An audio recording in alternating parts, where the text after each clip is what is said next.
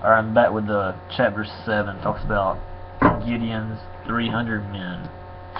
Then Jerubbaal, that is Gideon, and all the people who were with him rose early, and encamped beside the spring of Harad, and the camp of Midian was north of them, by the hill of Morah in the valley. The Lord said to Gideon, "The people with you are too many for me to give the Midianites into their hand, lest Israel boast over me, saying, My own hand has saved me. Now therefore proclaim in the ears of the people, saying, Whoever is fearful and trembling, let him return home and hurry away from Mount Gilead." Then 22,000 of the people returned, and 10,000 remained. The Lord said to Gideon, "The people are still too many. Take them down to the water. I will test them for you there. Anyone of whom I say to you, this one shall go with you, shall go with you. And anyone of whom I say to you, this one shall not go with you, shall not go." So he brought the people down to the water, and the Lord said to Gideon, "Every one who laps the water with his tongue as a dog laps, you shall set by himself. Likewise, every one who kneels down to drink." And the number of those who lapped, putting their hands to their mouths, was 300 men. But all the rest of the people knelt down to drink the water. And the Lord said to Gideon, "With the 300 men who lap, I will save you, and give the Midianites into your hand, and let all the others go, every man to his home." So the people took provisions in their hands and their trumpets, and he sent all the rest of Israel, every man to his tent, but retained the 300 men, and the camp of Midian was below him in the valley. That same night the Lord said to him, "Arise, go down against the camp, for I have given it into your hand. But if you are afraid to go down to the camp with Purah your servant, and you shall hear what they say, and afterward your hand shall be strengthened to go down against the camp." Then he went down with Purah his servant to the outposts of the armed men who were in the camp, and the Midianites and the Amalekites, all people of the east, lay along the valley like locusts in abundance, and their camels were without number, as the sand that is on the seashore in abundance. So there was many of these Canaanites there. But Gideon only had 300 men. But we all know how Gideon defeated these Canaanites was because Gideon had faith in God, the true God, Jesus Christ.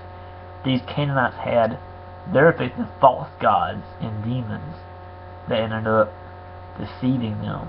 But the one true God, who was Jesus Christ, was with Gideon, and he helped Gideon defeat these evil people. Amen. Let's see where we'll talk about. It says, "When Gideon came, behold, a man was telling a dream to his comrade, and he said, Behold, I dreamed a dream, and behold, a cake of barley bread tumbled into the camp of Midian, and came to the tent, and struck it, so that it fell, and turned it upside down, so that the tent lay flat. And his comrade answered, This is no other than the sword of Gideon, the son of Joash, a man of Israel. God has given into his hand Midian and all the camp." As soon as Gideon heard the telling of the dream and its interpretation, he worshipped, and he returned to the camp of Israel, and said, "Arise, for the Lord has given the host of Midian into your hand." And he divided 300 men into 3 companies, and put trumpets to their hands of all of them, and empty jars with torches inside the jars. And he said to them, "Look at me, and do likewise. When I come to the outskirts of the camp, do as I do. When I blow the trumpet, I and all who are with me, then blow your trumpets also on every side of the camp, and shout for the Lord and for Gideon." Gideon defeats Midian. So Gideon and 100 men who were with him came to the outskirts of the camp at the beginning of the middle watch, when they had just set the watch, and they blew the trumpets and smashed the jars that were in their hands. Then in 3 companies blew the trumpets and broke the jars. They held in their left hand the torches, and in the right hand the trumpets to blow. They cried out a sword for the Lord and for Gideon. Every man stood in his place around the camp, and all the army ran. They cried out and fled. When they blew the 300 trumpets, the Lord set every man's sword against his comrade and against all the army. Wow, that's pretty awesome. That whenever Gideon and the 300 of his army, 300 of his soldiers, blew the trumpets, it sounds like God threw the Canaanites in confusion. They ended up killing each other. So it says, And the army fled as far as Beth Shittah, towards Zariah, as far as the border of Abel Mahalath by Tabith. And the men of Israel were called out from Naphtali and from Asher and from all Manasseh, and they pursued after Midian. Gideon sent messengers throughout all the hill country of Ephraim, saying, "Come down against the Midianites and capture the waters against them, as far as Beth Barah, and also the Jordan." So all the men of Ephraim were called out. They captured the borders as far as Beth Barah and also the Jordan. They captured the two princes of Midian, Oreb and Zeb. They killed Oreb at the rock of Oreb, and Zeb they killed at the winepress of Zeb.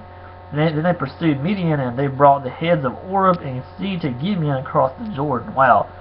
So Gideon's 300 men beheaded the princes of Midian, and they brought the heads of Oreb and Zeb and brought them to Gideon to confirm that they had died. That's just pretty amazing, man. I mean, this right here shows you when your faith is so strong in God that nothing can stand against you.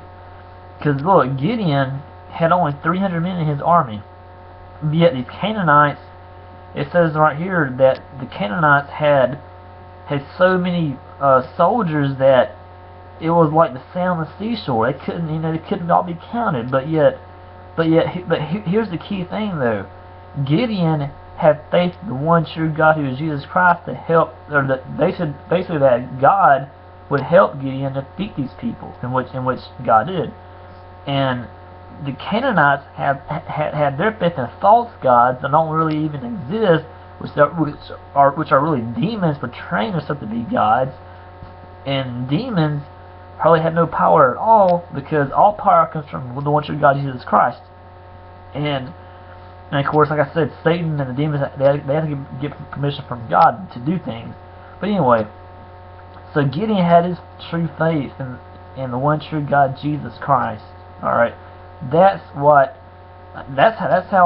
Gideon won, was by having his faith in the one true God, Jesus Christ. And these Canaanites had their faith in false gods that don't even exist, because they're really just demons portraying themselves to be gods. So these demons ended up betraying the Canaanites, and God defeated the Canaanites. Gideon defeated the Canaanites because he had his faith in the one true God, Jesus Christ. And that's how Gideon won. So he had true faith in the one true God, Jesus Christ, whereas these Canaanites had a false faith in these false gods. They couldn't even do crap, pretty much. So that's what this is getting at, is when you have your when you have your faith in God and the one true God, Jesus Christ, man, nobody and nothing can stand against you. Because if you truly say that you're of God, God will always be there for you, no matter what. So